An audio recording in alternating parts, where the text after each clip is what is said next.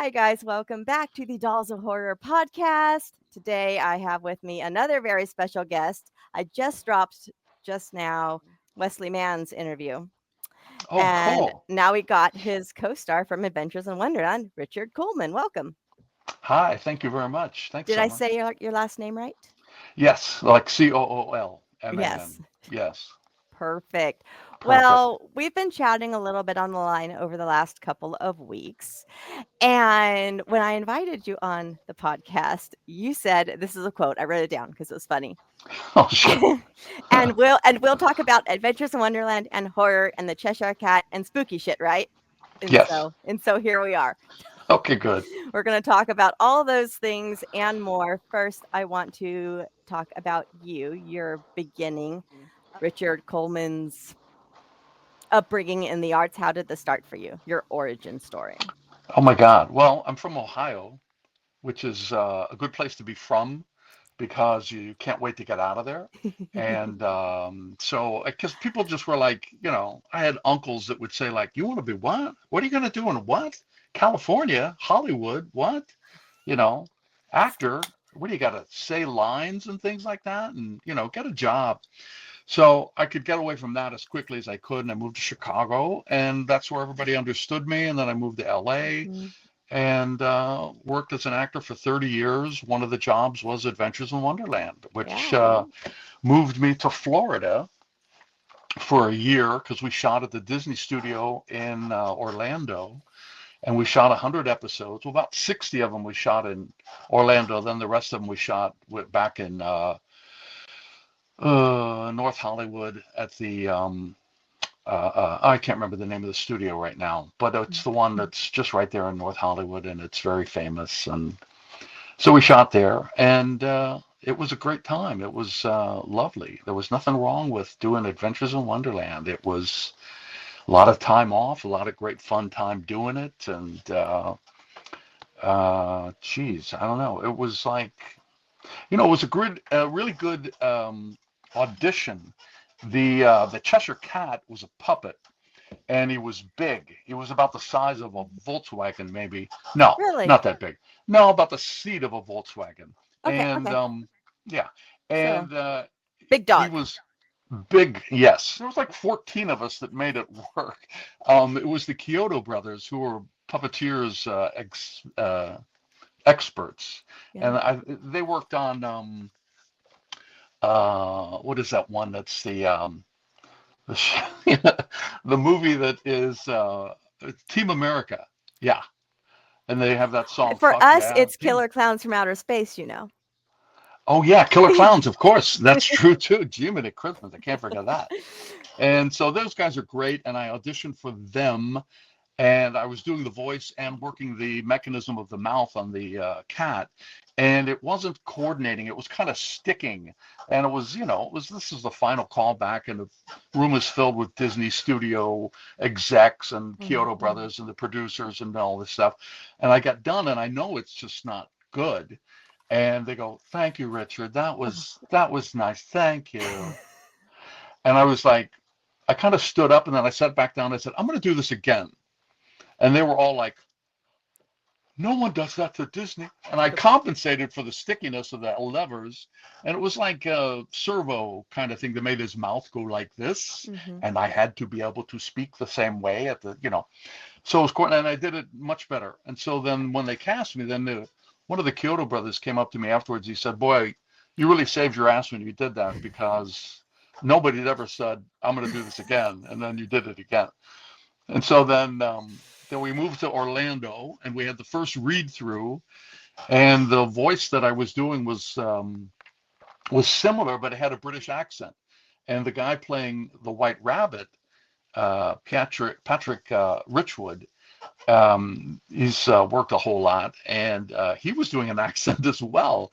And they pulled me aside at the end of the first read through, and they said, "Richard, you got to change the voice. You have a British accent, and Patrick has one too, and we forgot that. And so can you do it?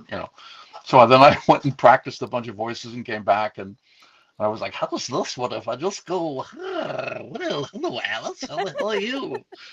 And they were like, oh, that's great. Okay. So then I saved my ass twice, And, you know, so it was fun. It was really fun. How long did it take you to come on to that final voice? It was, well, that final voice probably took me like 5 minutes because I had to Yeah. really rush. I Yeah. was like going, well, they don't want a British accent. They want Uh-huh. something. And I kept looking at the cat and wondering how he looked Uh-huh. and how he would sound. And I do this thing with the back of my throat where I go, and people go, how do you do that? And I go, I don't know. It just comes out of me.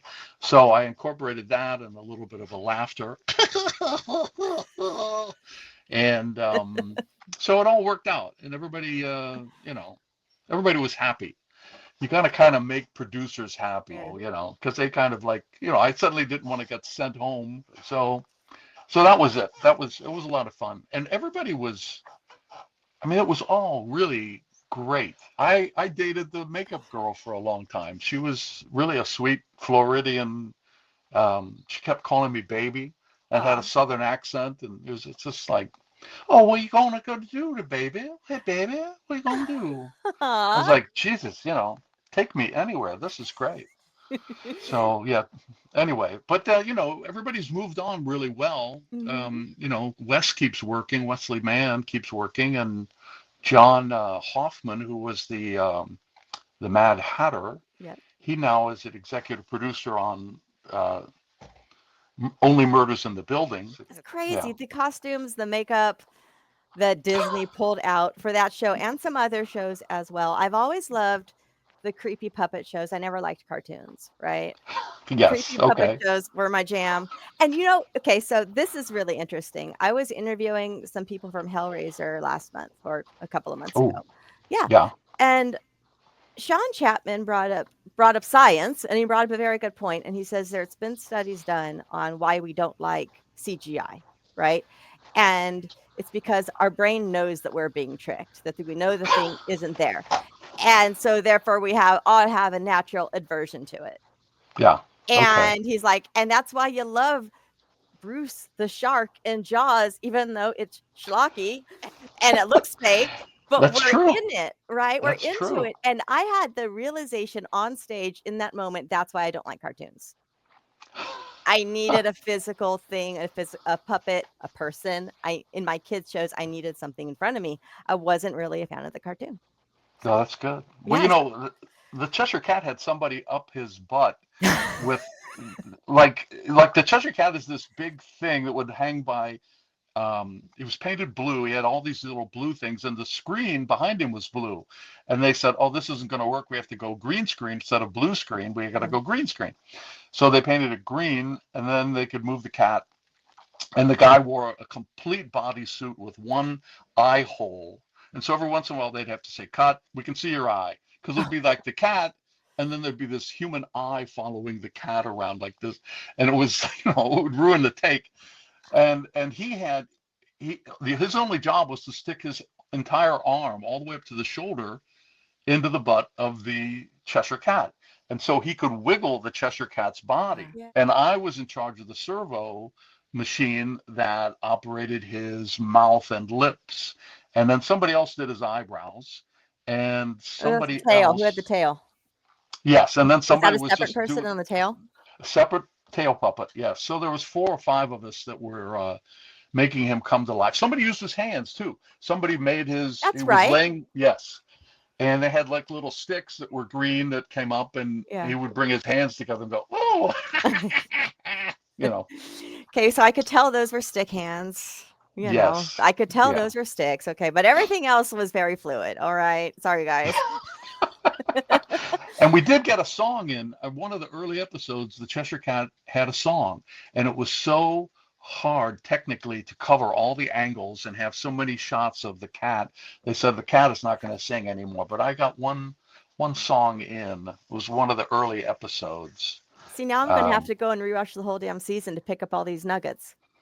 well, we'd shot 100 episodes, and only 99 are available because we had different guest stars. Yeah. Do you know the story? Yes. And in Oh, fact, okay, so yes. I will let you tell the story, but I just showed Wes this, not on screen because I couldn't find it. But I'm a collector of strange shit, right? Yes. I have the novelization, the book that they put out of the lost episode. Oh my God. How fun is that? It's an actual, you know, Oh, that's they got great. pictures from the episode, so I guess it's the closest thing we'll ever have to the episode. And, there was another one which I found, I had to really dig for it, but I found this one, um, Oh, nice. and I've had this one for forever, but this one I found White Rabbits Can't Jump in a thrift store out here about 15 years ago, Oh, jeez. and I paid how much did I pay for this guy? I paid, $3.95 for it, which is Oh, wow. awesome, like, they didn't know what they had, right? Yeah, yeah, Um, exactly. Oh, that's but yeah, so great. it's very, very cool. Again, collector of strange things. Are you in this? Caterpillar is not in this because I guess telling a story in a story wasn't, what they were going for. Yeah, So I wonder if you're in this guy. I'm not I seeing don't you know. yet. Anyhow, tell the story on why this isn't a thing. Well, we had various gifts. We had various guest stars. We had Willie Nelson. We had you know Marley Matlin. We had a lot of fun people. Everybody was really nice, and one of them was O.J. Simpson, and he came on to teach the White Rabbit how to be a good citizen. And then like a few weeks later, he got into some trouble. And the week that he was there, he was really super nice guy. I bought a football and I brought it in. I don't own a football, but then I bought a football and I brought it in. He signed it. It said, "To the cat, peace, OJ." And I still have it to this day. I just don't have it to show you. It's in a trunk somewhere. But yeah, and then he got into some trouble. Uh-huh. And that episode, apparently, it never got completely edited because they stopped They're like, anything to do with it. It's in a Disney vault somewhere, I'm sure, or buried in Orlando. I don't know. okay, so I'm sure we'll loop back to adventures because I just love it so much. And I'm tickled to know that it's not a fever dream, but I don't know. I'm not crazy. Uh, I don't know if you believe in synchronicity or coincidence, but I have to tell you this story. It was hilarious. Yes. I'm at work Okay. last night at the restaurant. We were slow, and so I'm doing my Richard Coleman homework right in the back room. Um, That's where everybody does it. Right. I'm making notes and I'm like, okay, there's this, this, and this, and then, oh, and that, and okay, this. And then just so I can remember these talking points. And then I get a table for my first table in 2 hours walks in. So finally, and I Oh, go and lovely, lovely gay couple, and I take their order. I'm assuming they're a couple. And and I take their order and it's great. And then they just order pasta and a beer and that's it. And so I go back to my notepad and my coworker who didn't know what I was doing. She knew I was preparing for an interview. She didn't know who it was with or yeah. or the significance. And she goes, "Summer, you have to go look at your table shirt. It's so cool." And I'm like, "Okay, okay, what is it?" And she goes, "The purple one." I'm like, "Okay." The Cheshire Cat, Disney's, Oh, oh my God. is Oh, on that's it. great. Is Oh, on it. I And so, just dude's name is Roger. Shout out to Roger in the Cheshire Cat shirt. I took a picture of him. I'll post it right here.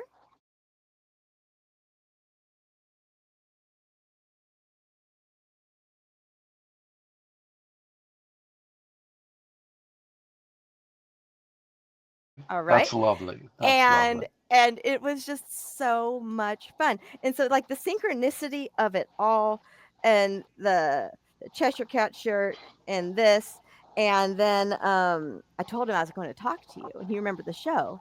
And I'm like, Yeah. "Oh my god, this is so crazy. You don't understand how weird this is." And so and then my coworker who I was talking to and she's like, "And it's purple." And I'm like, "Yeah, the cat was usually purple." And she goes, "No." An hour before we were shopping on Walmart.com, I was buying myself some new hair dye, and I'm like, "Maybe I'll go purple." And I bought purple hair dye. So, the purple, the cat, the whole thing, it was That just all links up. It's It all that's great. it's I believe it. crazy. I Yes. synchronicity, right? Like time, Yes. oh my gosh, coincidence, whatever you wanna call it, that's We nuts. should buy a lottery ticket right now together, and We should we'll probably win. we'll win all of $5. Here's your Ye- 250. Yes.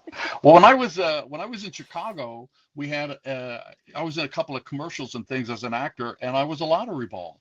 They had an Wait, what? they they had a whole like an ad campaign when the Illinois lottery started, and I was number seven of the and we were all balls, and we would be on mini tramps and bouncing around, and we were dressed as styrofoam balls. Okay, And for your name just changed from Mr. Cool to number 7. okay, thanks. People would see me on the L, and they'd go, "Hey man, I bet on you. What, you didn't come through for me?" And I'm like, "I'm just a ball. I am just a Shut ball." up. That's Yeah, crazy. yeah, it was fun. Tell me It about was your time working in Chicago. Another synchronicity we discovered that we had was when you were living here, you lived less than a mile away from where I live now yes, and where I've lived and for the last 17 years. So wow, that's crazy, right? I mean, and yes, when I first moved here, I did live closer to Howard Street, which was closer to where you were, yes. right? And now I'm in Oh yeah. the nice area of Rogers Park. Lucky you. I spent a lot of time in that cemetery that separates Yeah. Evanston from Rogers Park, Yeah, and yeah, yeah. it's a cool cemetery. I mean, at night it would be, you get these great winds off the lake, and Mhm. it was enough to really make you, chill your bones a little bit in more ways than one. Um, I loved Chicago. Chicago was great. Um, you know, I got my equity, I got my, not equity, my SAG card in Chicago doing commercials. And so when I moved to Los Angeles, I was kind of like hit the ground running with union affiliation, and it was great. I had a lot of fun time And working at. you met one of my mentors here. We talked about it, Peter.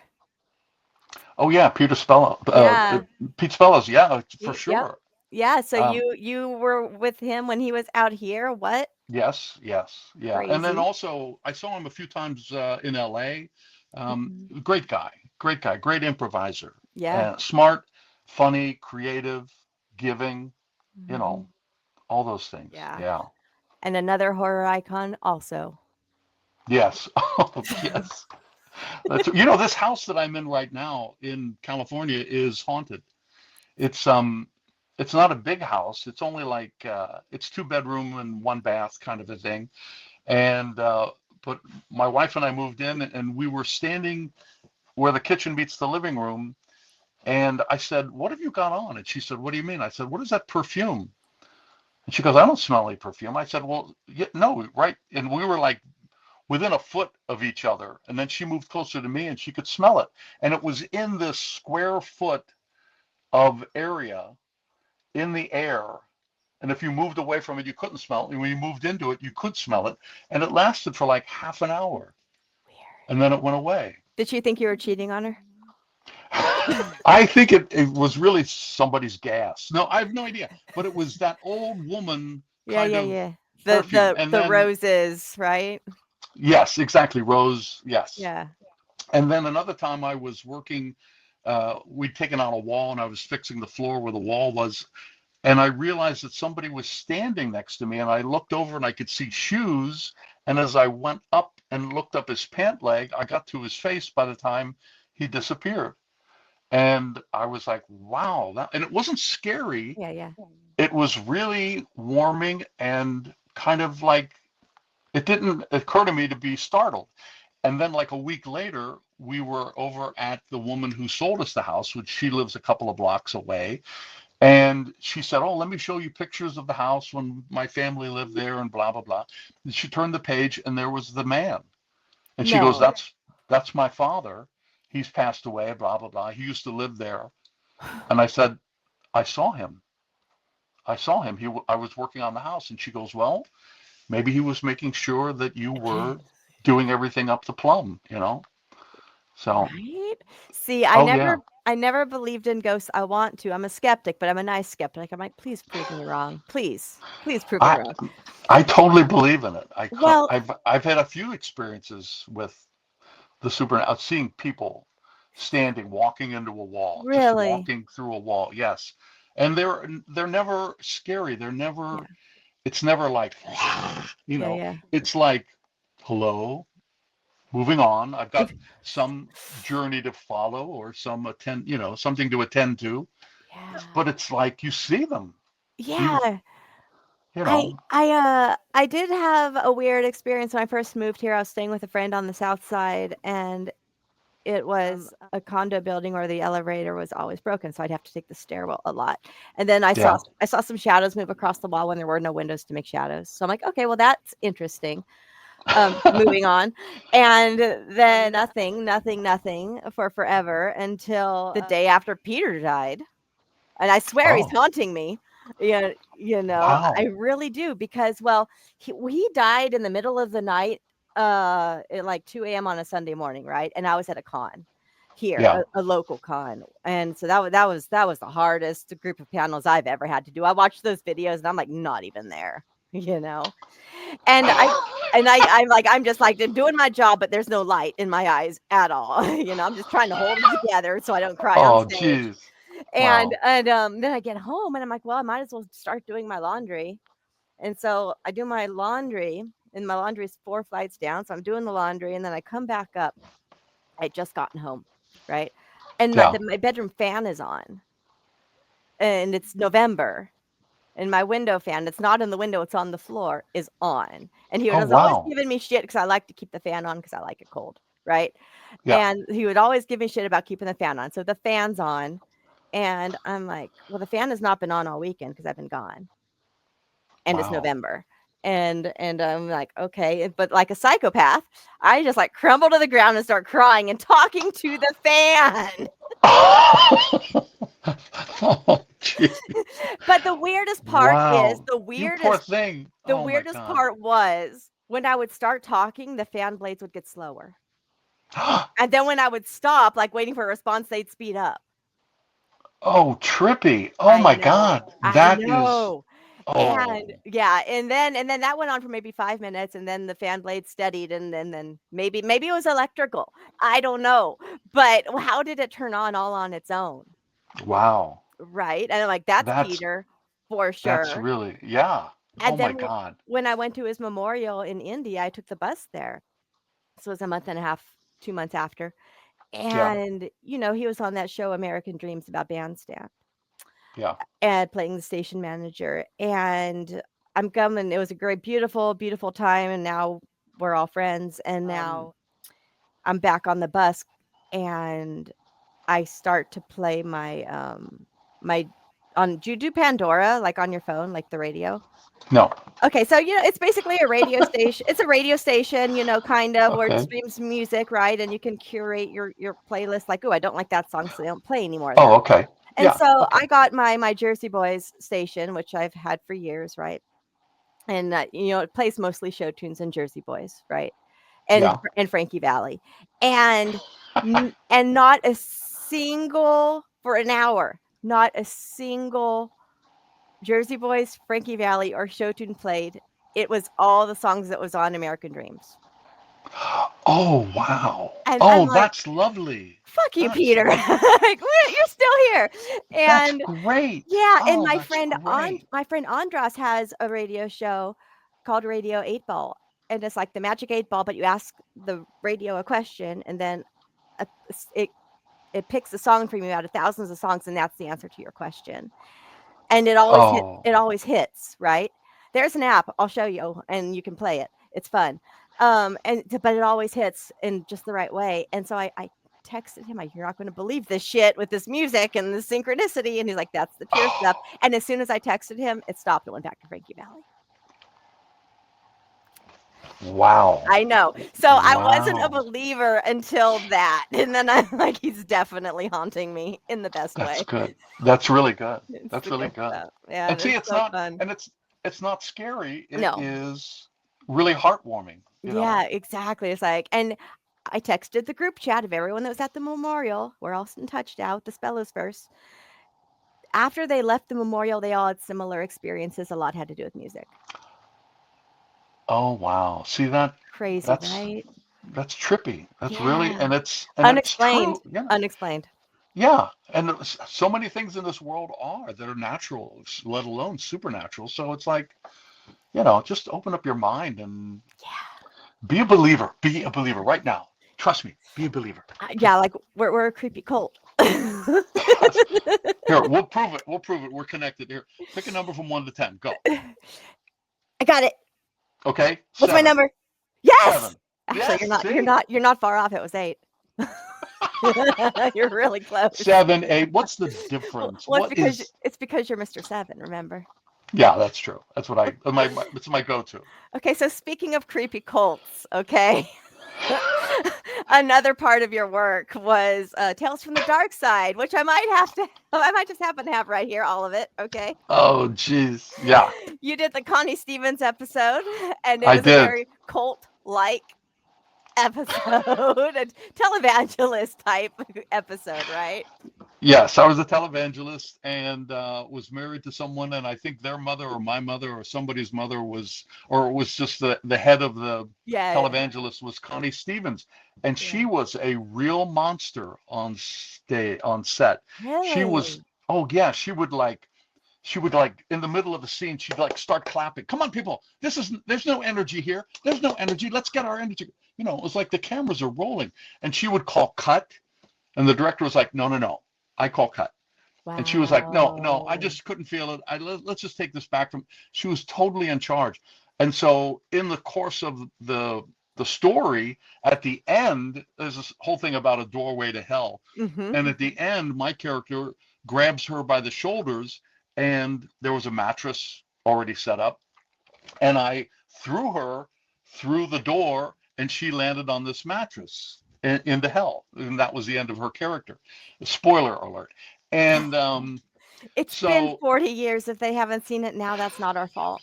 that's true. And the director came up to me and he said, "We got that. That looked good, Richard. Thanks. That was good. We're going to do it a few more times because everybody in the crew wants to see you throw her to the ground a few more times." And it was like, okay, okay. So I was like, and threw her, and then she'd land on the mattress. She wasn't hurt, but Right. people were just like, the They were first AD was tickled. like, yes, yes, Uh, because she was just a monster. And wow. and then the other one was Kim Greist, Yep. I think, who she was the female lead in Brazil, the movie with Terry Gilliam's movie, and so she was And in for this our horror episode. people, the female lead in Chud. And so I got to kiss her, and I got to take her, unzip her dress. It was kind of sexy and not at the same time. Yeah. It was very PG. Yeah, And yeah. then we were laying in bed, and I was asleep, and she was doing a lot of voiceover stuff about she wanted to have sex with a human and see what it was like. Of course, I had to represent every male We should say in the she was an world. alien She at this was an point. alien. Yes, this is strange. Thank you. Thank you very much. She was from outer space, and I wasn't. Yeah. And as I recall, the sex was great. No, I have no idea. It was like a cut to, Yeah. steamy show over, and I was just laying there. It was like I did a commercial in Chicago one time where I was just enjoying. It was for the gas company or something, and I Mhm. was laying in a hammock, and that was all my action was just to roll in a hammock, lay there, and pretend I was asleep. And then we go cut. Okay, back to one. Richard, you okay? You comfortable enough? Like, oh yeah. And then that was all I did in the commercial was sleep. Oh So it my was the same god. thing with this, yeah. And so laying there with Kim Greist, and she was sweet and nice, and it was so unsexy, and Well, there were seven. you open the scene, you start by telling her how she doesn't talk much and you're fine with that. Yeah, exactly. It's like you're kind of quiet. I like that. I dig that. Or, yeah, it was funny. It It was was funny. funny. It was funny. The person who wrote the Connie Stevens, The Unhappy Medium is what that episode's called. The person who wrote Yes. that, she wrote a lot for Tales from the Dark Side, and she adapted a lot of Stephen King had a lot of stories in that show. A lot of his short stories were in that show, and she adapted most of the Stephen King ones for Oh, that that's cool. as That's well. really nice. Yeah, Yeah. very, very, very cool. And then I have it here. Dusty Nelson directed Oh yeah, another Dusty Nelson. Yeah. right, Yeah. who also did Mr. Rogers. So He ended up casting me in a lot of he would cast me every time he could use me in commercials and stuff. And he'd come up to me at the callback and he'd say, "You don't know me, Richard. You don't know me." Because he didn't want right, to look like he was playing favorites. right, And he'd go, "Hi there, I'm Dusty Nelson. How are you?" I go, "I'm Richard Kuhlman, blah blah blah." yeah, And then we'd do the thing and then he'd cast me. It was right, nice to have somebody on the inside. Yeah. definitely. Okay, so you did a show called The Invisible Man, an episode of that, which I did watch. I watched that episode because you told me about it. I found it. Yeah. And I'm looking before I saw the episode, I'm looking at these credits and I'm like, "Oh, Nan Martin's in this episode and her character has the same last name as you, but she's like 25 years older than you. Was she your mom?" And then Yes. you revisited and then you're like, "She's my wife." And I'm thinking, "Okay, get him, cougar." But because I've seen this trope so much in horror, I'm like, she's just rapidly aged. That's got to be it. And it was kind of the situation. Tell me about working on that.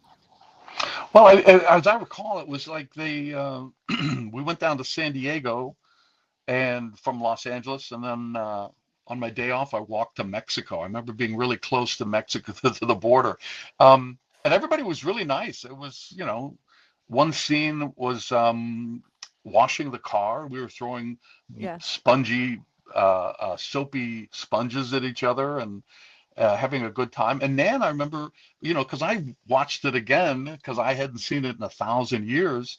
And I do remember she was really sweet and gracious. And Yeah. You two only had one scene together, so yeah, it wouldn't have been long.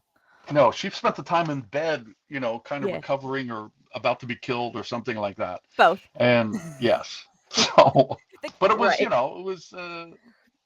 Right. I mean, I love The Invisible Man, the old movie, the old Right. Claude Rains movie that's forever old, and it's unwrapping his face and shit. Mhm. That was scary as hell as a kid. I was like, how are they doing that? And so it was kind of fun. But I wish I would have been something a little bit more scary than just realizing that my wife had aged, or and then they corrected it. And she came back, and we had more children after that, I'm sure, and stuff like that. So As a kid, I might have been a little repulsed by my mom. I thought she was dead for 10 years. And I like, know. what Zombie. the, yeah, zombie, exactly. Might have tried to hit her with a wooden stake or something. I I'd be don't like, know. you ain't her. Yeah, it's a No. lot to take in, I would Prove it. think, you know. Yes. And then there's a girlfriend that my character has that she steps out on the front porch and she says dinner, and it's all awkward. And I'm like, yes, well, honey, you've been gone for 10 years, and this is Michelle, and but we can figure this out. We can figure this out. Right. But wasn't the girlfriend in on it?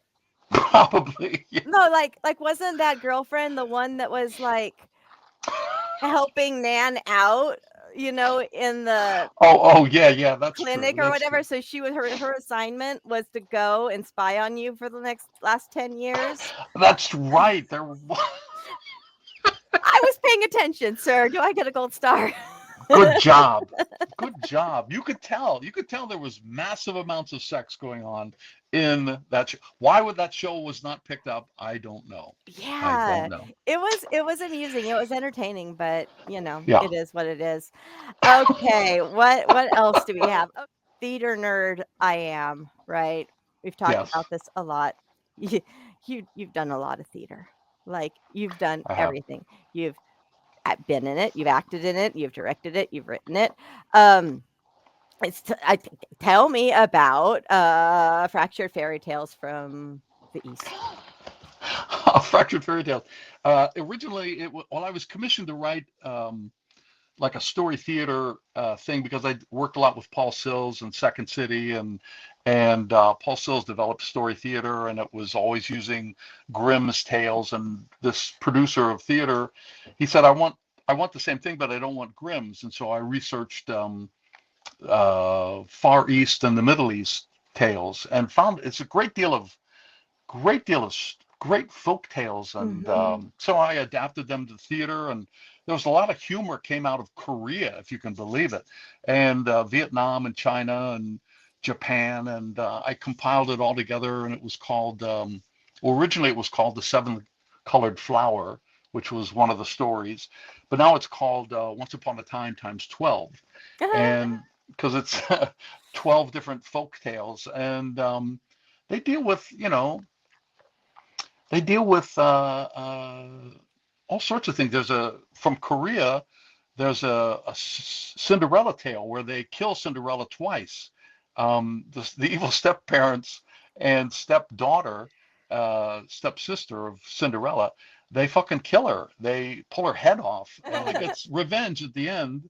And marries the the prince, and then the stepmother weeps herself. She's so upset that Cinderella has won and she's lost. She weeps herself until she goes blind, and then wanders off in a place called the Land of Many Cliffs. Oh my So gosh. that's what happens to the stepmother. And then the stepsister is such a bitch that Cinderella says, "Okay, you know what? You can do this. This will be great if you just boil your face in some hot oil." And the stepsister does that and dies. And Cinderella says, "I'm still a sweet Cinderella, but you can only push me so far."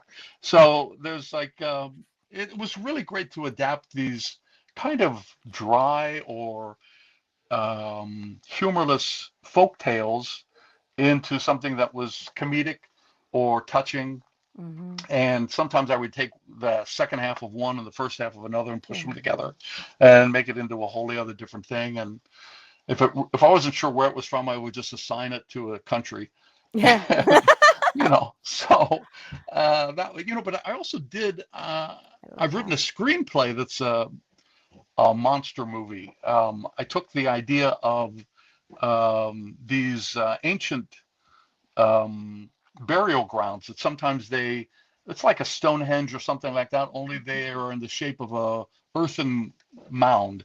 And sometimes they're ceremonial and sometimes they're burial. And so there's one that's in Ohio that's shaped like a serpent, and it's swallowing an egg like that.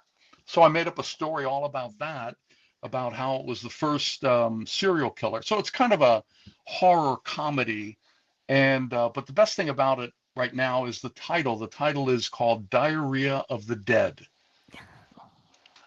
Now, if you're gonna line up on some Saturday night to go and see a date movie called Diary of the Dead, I don't think that's gonna happen. Well, So I right now, am.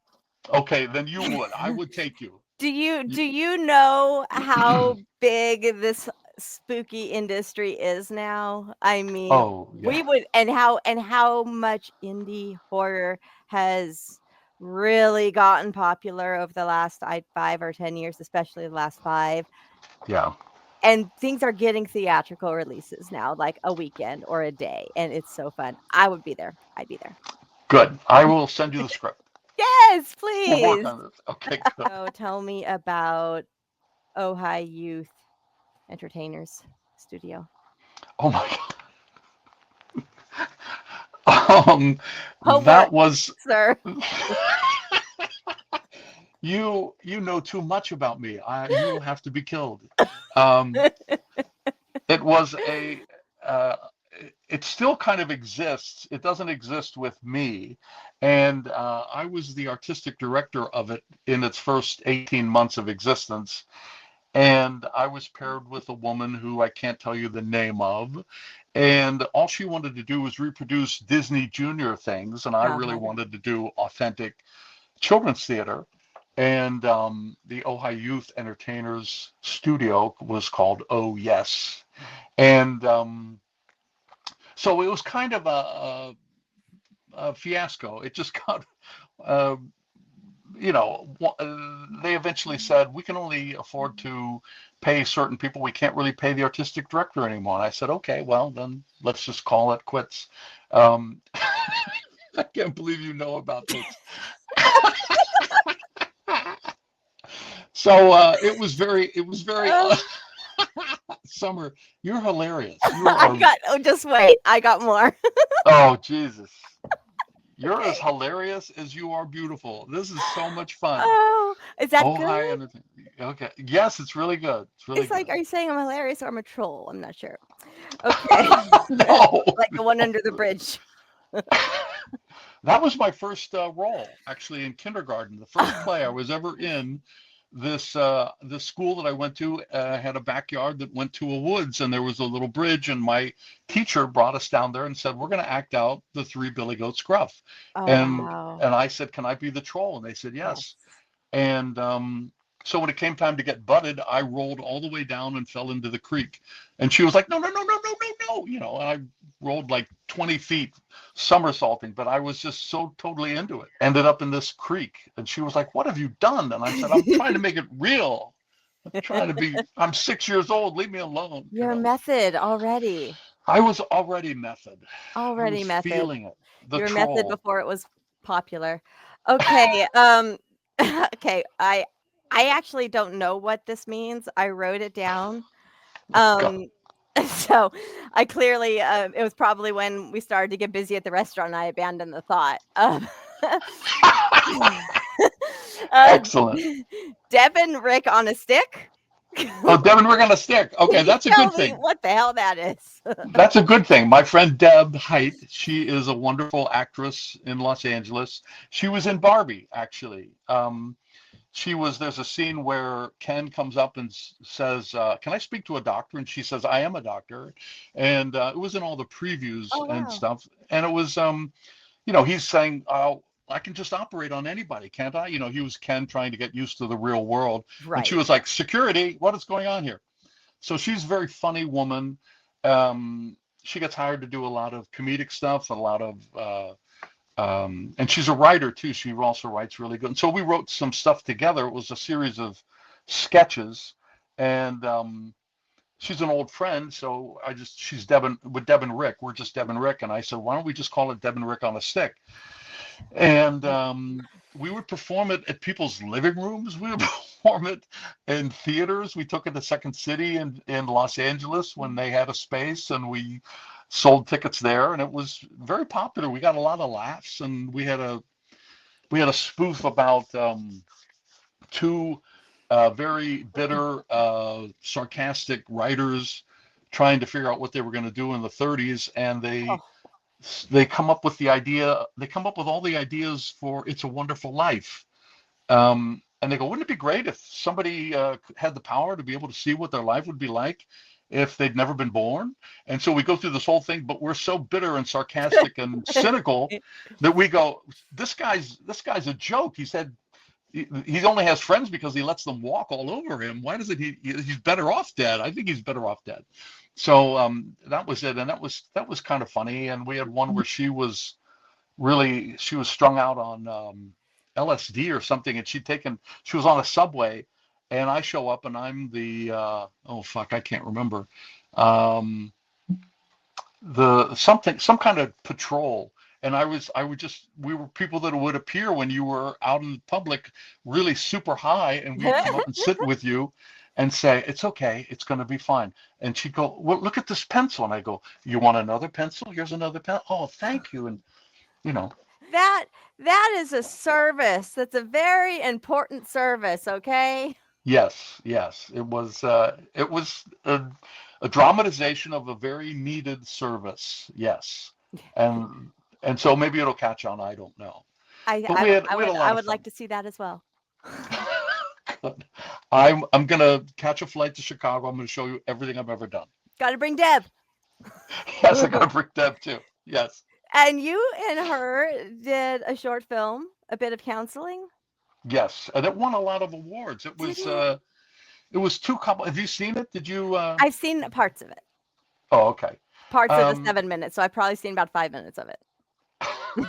I think it's only 8 minutes long, but it's a couple that they don't know how to argue. It's so They cute. never fight. Yeah, So and it cute. was it was based on both of our relationships at the time. We just said, God, I never argue. I never argue with my spouse. I never argue with they're not. It's not happening.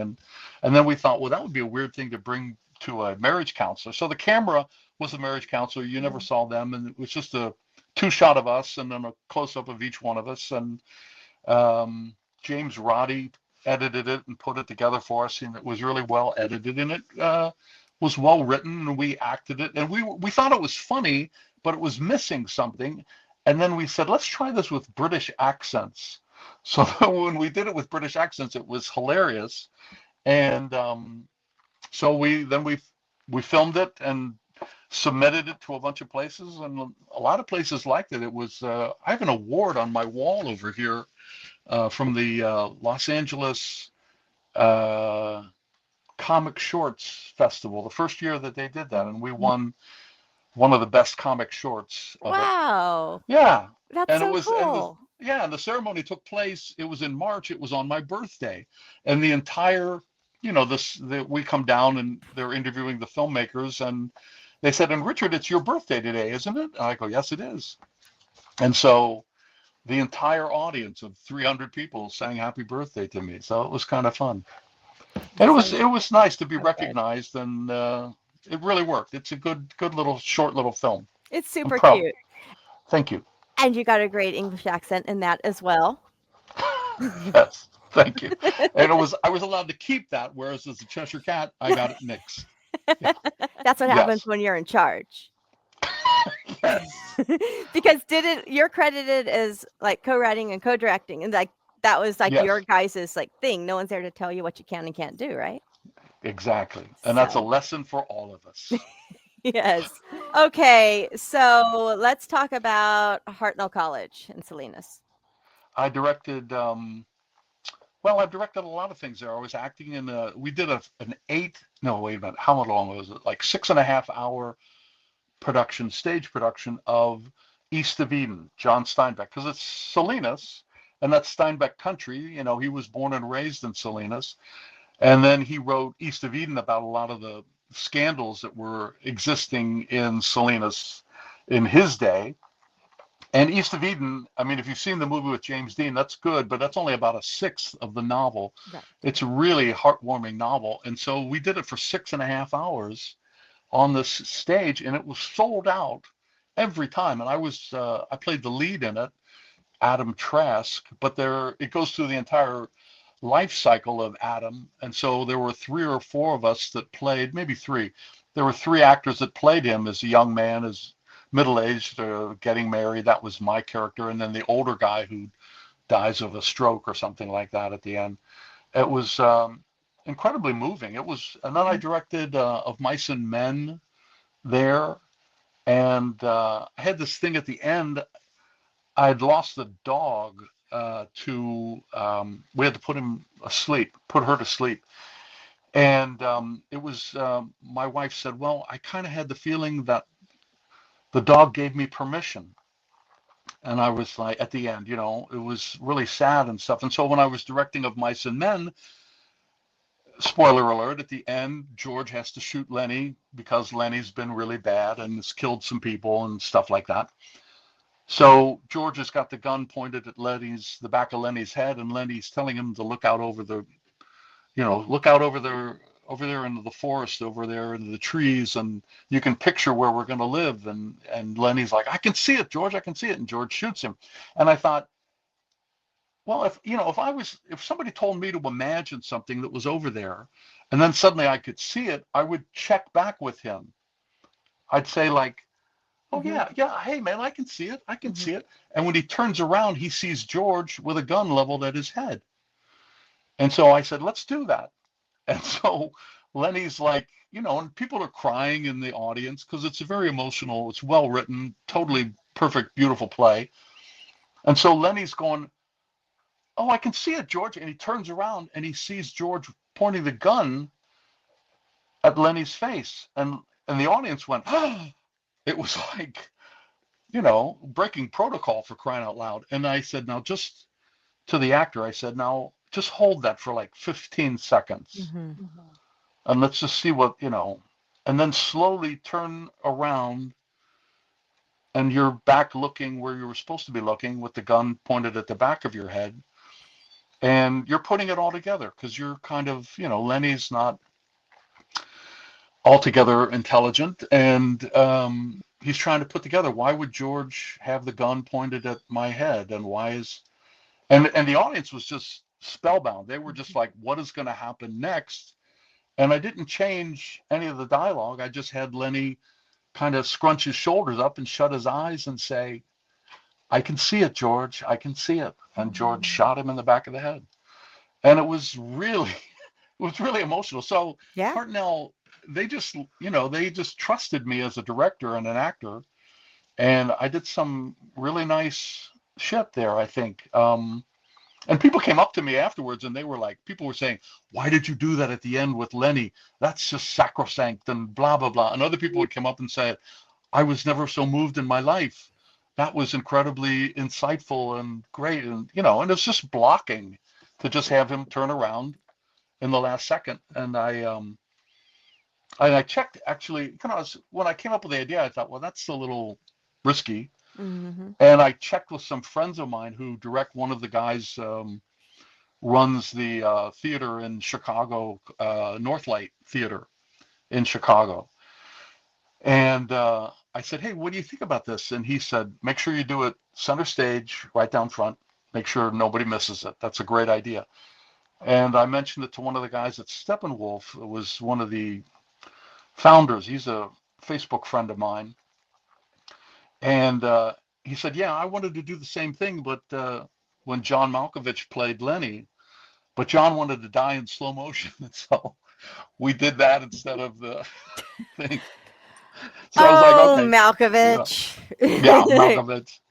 What are you going to do? You're not going to fight with John Malkovich, I guess. Malkovich being Malkovich. Yes, but Hartnell was really, I adapted some of Steinbeck's novels to the stage. Tortilla Flat, which is a great novel, and it's very theatrical, and I don't know why anyone has never done it, on a super large scale. Right. And Cannery Row, I adapted that to the stage. So Hartnell was really a sweet place. I hope to work there again sometime. Aw. I actually have a directing gig this summer, and it is in the state of Maine. I'm going to fly there in late June and come back in August.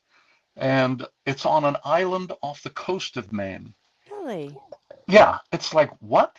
And it's like you have to take a ferry ride. There's no bridge to the island. It's a ferry. It's an hour-long ferry ride. Well, that's the stuff I horror movies are made of. well, that's what I'm thinking. It's pretty scary. And It's it going to is be. Stephen King land.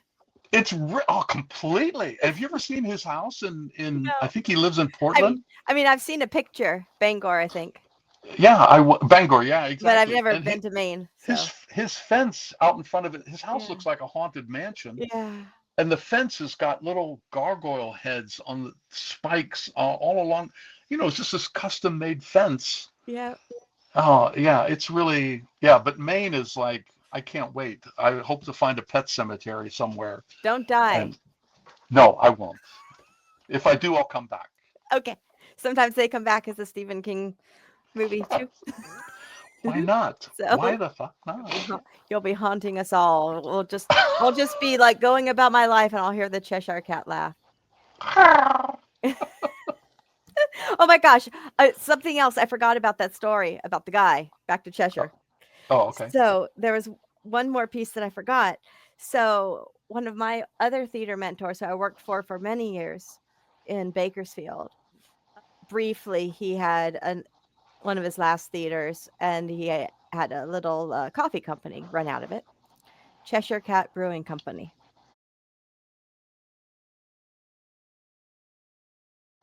Oh my God. Yes. And I was also like, did I make this up? Because that's how brief it was. And I was already out here at the time, so I wasn't even around to see it in Yeah. person. And so the chronological of this is I buy my purple hair color. Okay. I'm doing my homework. Yes. I take a dude's order. I go and hide somewhere to try to find a picture that Dave Zent posted on Facebook of the Cheshire Cat, right? Then I Yeah. go back, and that's when she tells me to go look at Guy's shirt. I knew there was something else missing in there, and I'm not kidding, like, it was like Cheshire, Cheshire, Cheshire. I was like, "Oh my gosh, are you kidding me right now?" Wow, that's Yes. incredible. Oh, that's incredible. Telling you, man. It's so funny. We're Timing. connected, Summer. We're There's no connected. there are no accidents, right? Right, exactly. That's Right? true. That's That's really crazy. true. So what's this island called in Maine? How can people go to this island and see your work? Well, it's called North Haven. Okay. And if you're in Maine, take the ferry out. And I think you can get the ferry back after the show is over. I don't know. You might have to swim. I don't know. They did Stay say there that, at the local hotel. yes, maybe so. I don't, it might be that they force you to do it. The play is called The Man Who Came to Dinner. It's an old chestnut from the Yeah. 30s comedy. It's a very funny comedy. It's going to be great. And the producers that I've met on Zoom who hired me, they're wonderful, enthusiastic, and it's going to be an adventure and a half. I'm going to write about it, I think, because I don't know. It's been a strange year, and now I have a really strange summer. And I've been to Maine before. I've directed a play. I've directed two plays in Maine, actually, the two times that I've been there. But it was in the wilderness. It was like in the middle of the state. This is on an island off the coast, Right. and they have a lot of people come out in the summer to stay there. And so they are a well attended little theater. And they hired me. I interviewed and on a Zoom and sent them what I thought about the play and my resume and things like that. And they were like, "Oh, Richard, we loved you right from the start, and this is really great." So I'm looking forward to Don't you really, love hearing that? Like, doesn't that just I feel so do. nice to be appreciated like that Yes, by your that's peers, exactly right. right? Yes. Hmm. That's so neat. And yes. So, like, if someone were to go to this island, like, what's the nearest city? Where do they fly to? You know? Oh, well, I have to fly a red eye from Los Angeles. Normally I fly out of Santa Barbara, but there's no late flights out of Santa Barbara. So I Right. have to fly a red eye to Minneapolis and then fly from Minneapolis to Portland, Maine, So Portland. then drive an hour and a half from Portland, Maine to the coast, and then take an hour ferry. And I have to the reason I have to do a red eye is because in order to get to Portland and then get to the coast in time to make the last ferry to the island. So it's all very Stephen King, complicated, quirky, crazy. And You need to make this into a new play. I'm just well, saying. I'm conceiving of it right now, and I'm going to take notes, and it's going to be. I know that everybody on the island is going to be sweet and wonderful and strangely beautiful, and no one will age or something. I don't know. There will be something really. I expect updates, like Yes. real-time updates, like, "Summer, you're Okay. not gonna believe what I happened on will. the island." I will. I will. And then sometimes it'll be just a message from me, and it'll be my hand scraping down the screen. I'll be like, "Uh-oh, I Yes, told him not to go." that's right. You're, yes, I you're don't the last one to talk to him alive, didn't you? You were the, yes.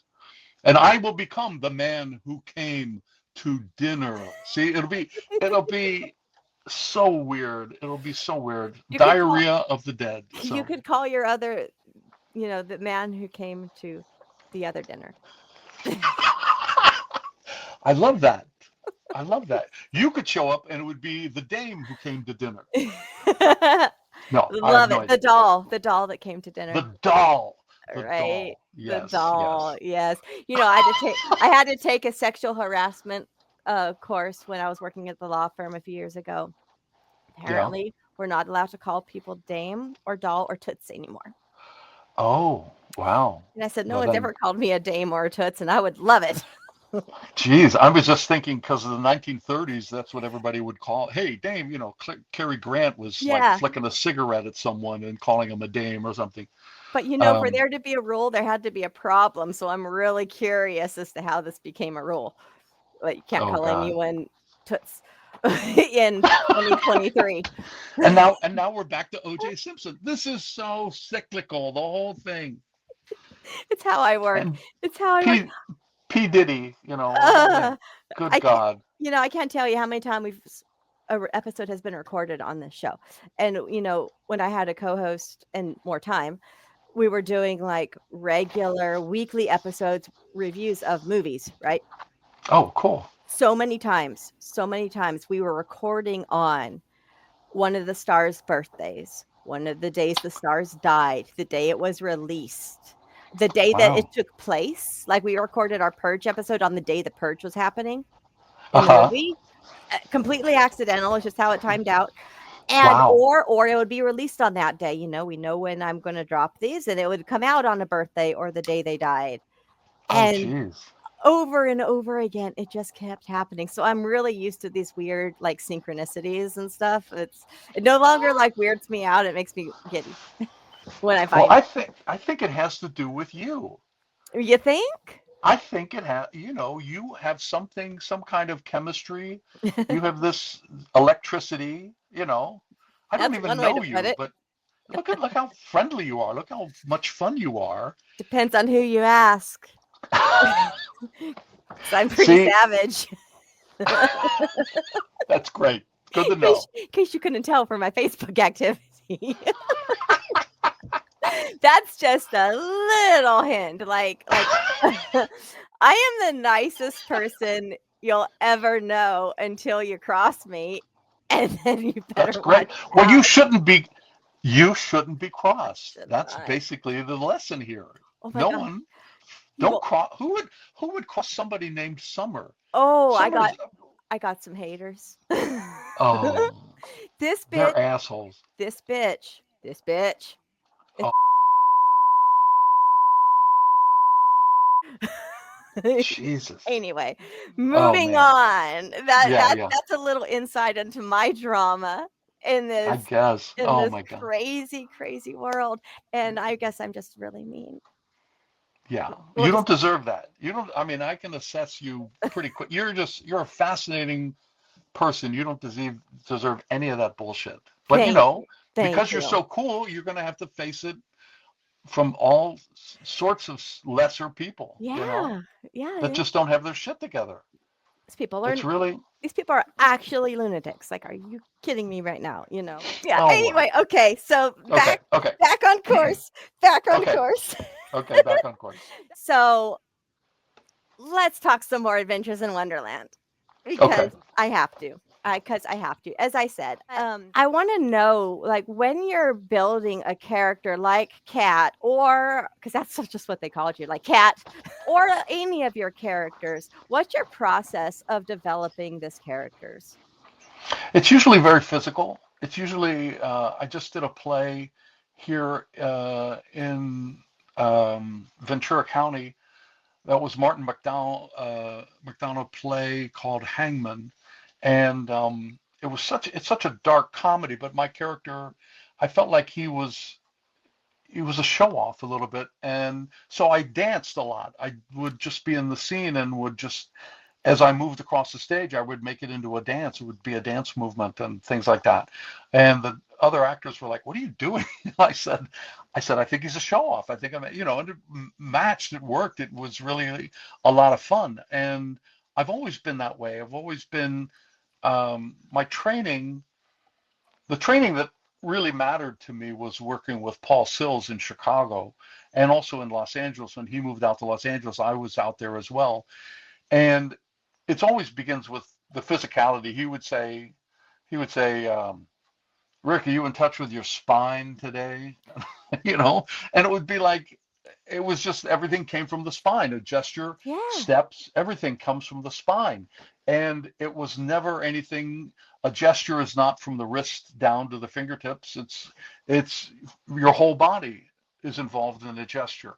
And especially for theater, Mhm. film and television can be adapted in the same kind of a thing, but it's physicality, and that's what an audience wants to see. They don't want to see somebody that is uh, non-physical.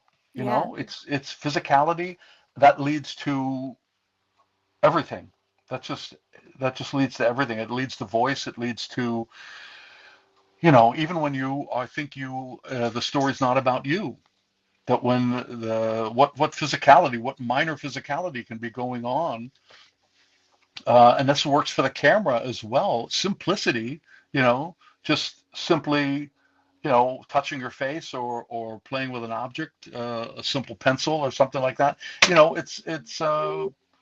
That's how I go about it. And with the cat, it was well, the cat was more vocal for Mhm. me than physicality, but I would look at him all the time, and just the whole energy that came off of that puppet. He was just so well constructed, and using his face, I was really good at servo. One control worked his upper lip, and the other one was his other upper lip and So is lower this lip. a hand, It was remote? actually it was two hands, and on each hand, it was almost like a early video game. Uh-huh. It was like kind of, Yeah. and so if I did my thumb, that would, each thumb was something different, each finger was something different, and then the moving like this was different like that. I think I might have controlled. No, I don't think I controlled the head, but I think it was all in the face, His and eyes were like, yeah, yeah, everything. The so it was brows, like there the was a lot to, lips. yeah, yeah, and it was a lot to coordinate, but it Right. was it became like dance steps after a while. It became like something, you're not thinking shuffle, hop, ball, chain, you're not thinking that as you're doing it necessarily. It's like it becomes second nature. Um, and it was coordinated with my mouth. And so if I would end up extending a vowel or saying something, well, I don't know. I mean, my hands did that exactly in coordination with my mouth. Really? And yeah, yeah. So it was in that respect, it was effortless, but it was a lot of concentration because because you wanted to make it right. And Mhm. and it was also, I mean, after a week of filming, and it was, the choreography. I think in every episode we had at least two or three songs, and they were elaborate, and it was covered really well with a lot of cameras. So everybody worked from Monday to Friday or Sunday to Friday, and Friday Friday afternoon evening was when we did the blue screen or the green screen, and we had the Cheshire Cat. And people were tired by then. The crew was tired, and so I couldn't fuck it up. If I wasn't up to speed, and they loved me because I knew what I was doing, Mhm. and I would be there during the week off camera whenever the Cheshire Cat was in a scene. The puppet wouldn't be there necessarily, but they would react to where the puppet would be on Friday. We would end up placing it on the screen, and then it would check the eye line and stuff, make sure people were looking where the cat was and where the cat, and if handing off a prop was something else again and stuff. But I just had to be able to be kind of flawless about it. So And did then, you record your lines, like, separately in, like, a studio as well? yes, and that was another day that we would go and meet in the recording studio, and they would play it back, and I'd have headphones, and it would be three beeps, and then I would, after the third beep, I'd start to speak, and his lips would move, and then I would add his voice, and they were a little bit, it would be really important to be right on top of that. But they could also adjust the audio if I was slightly off. They'd say, "No, we got that. We could take care of that." Blah blah blah, and they could adjust it so it looked exactly synced up with his lips and stuff. And it was also it wasn't recorded in the TV studio with just me sitting there with just the cameras and the microphones hanging. It was like with a microphone right there with a Mhm. split screen on it, and it was all really precise and really clear audio. So it was a lot of fun. It was an education because I was not only an actor, but I was part of the crew in that I was a puppeteer, and then I Yeah. was also, working technically. So it was a great job. It was a Did really great Disney job. pay you extra for puppeteering? No, the way they're very Your cheap. They're a stunt very pay? cheap company. Yeah, exactly. I had my own litter box. I know that. And Was there a snake in it? I'm just saying. Yeah, exactly. Well, everybody got, everybody's salary was different. Yeah, Patrick Richwood was kind of wasn't like a star. I mean, Amelia McQueen was probably the star. Um, and she's the girl definitely that like played, the center focal because everything was, don't piss this one off. yes, exactly. The And, whole every story was, let's not tick off the queen. yes, and Patrick, Mom's going to be Patrick mad was, at us. and Patrick was on rollerblades the whole time, and he would often wipe out. And there's a lot of really funny Those outtakes. floors looked slick.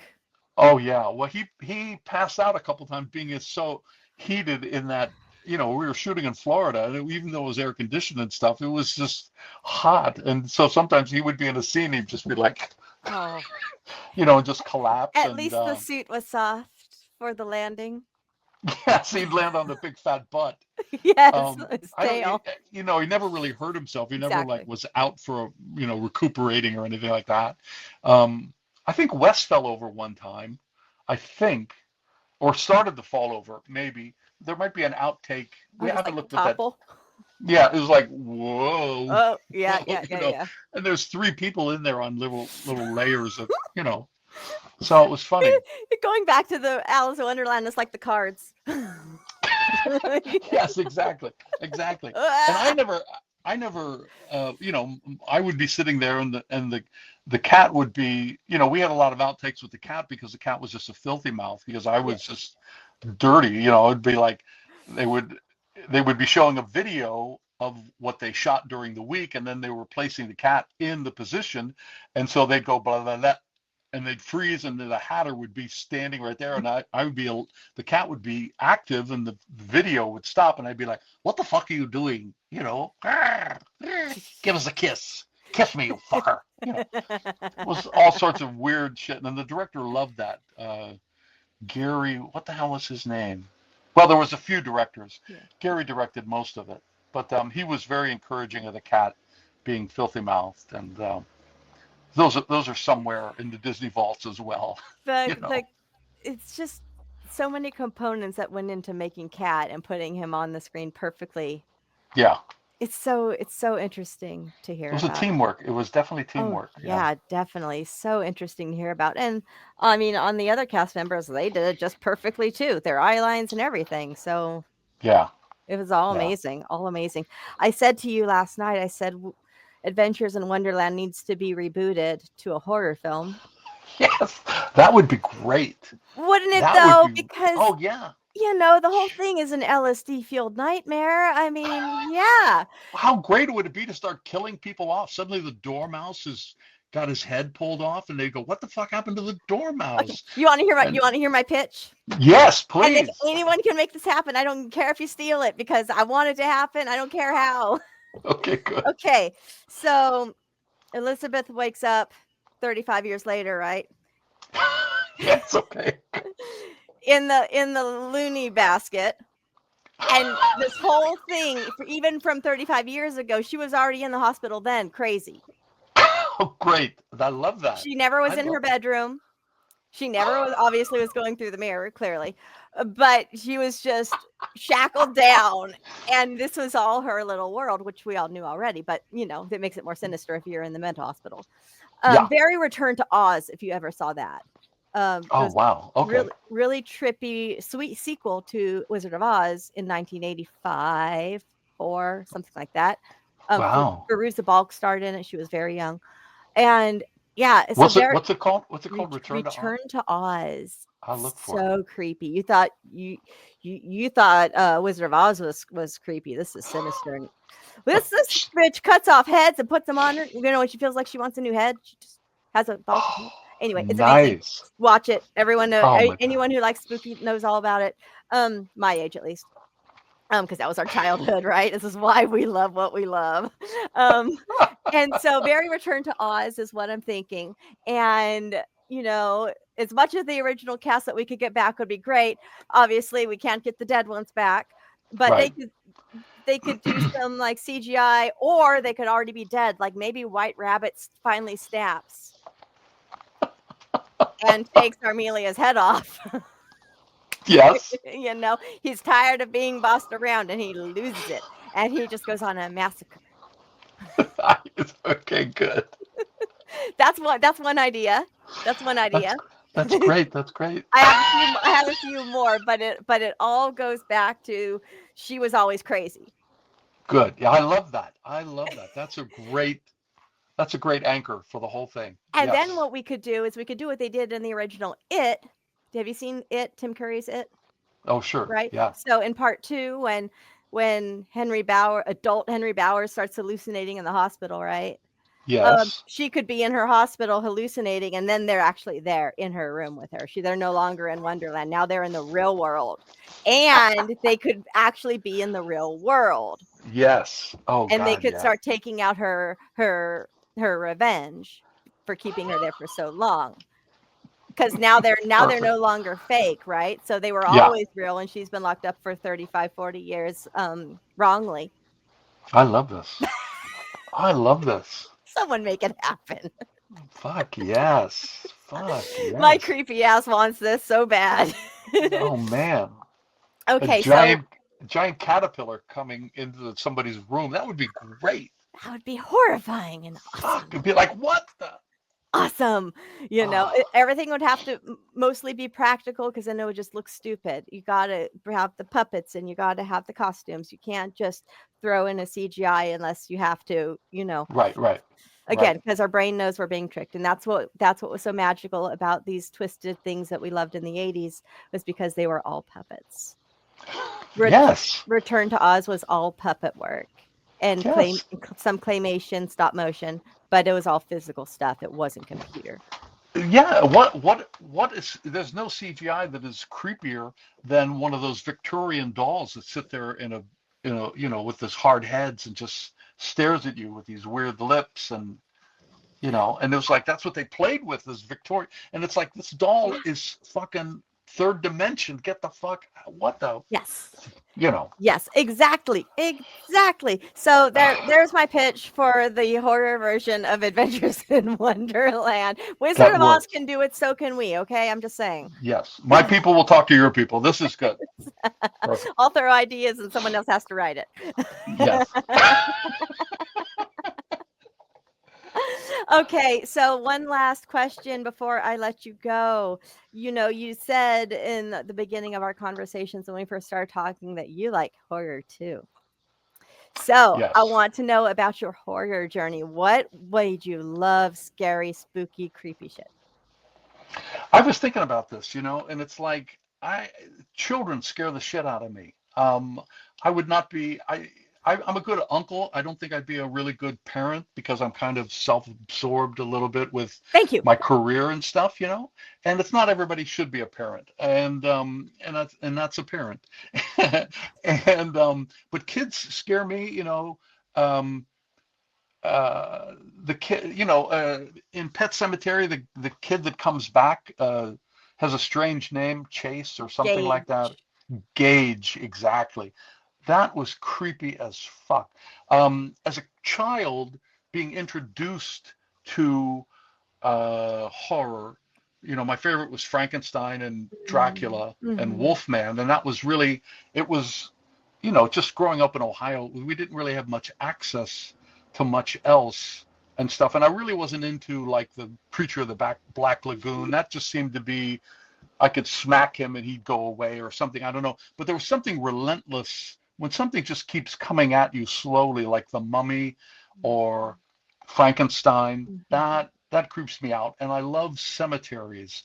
I love the whole idea of, and I don't think we should keep doing that. I think people should be cremated and scattered. And, there's a lot of real estate that's being wasted as cemeteries. But the ones that are around, I mean, Well, have you seen Cincinnati, Poltergeist? Because, they found a way. that's right, exactly. There's a cemetery in Cincinnati that's the second largest cemetery in the world or the United States or something. And it's like Arlington Cemetery is, and Mhm. then there's Spring Grove.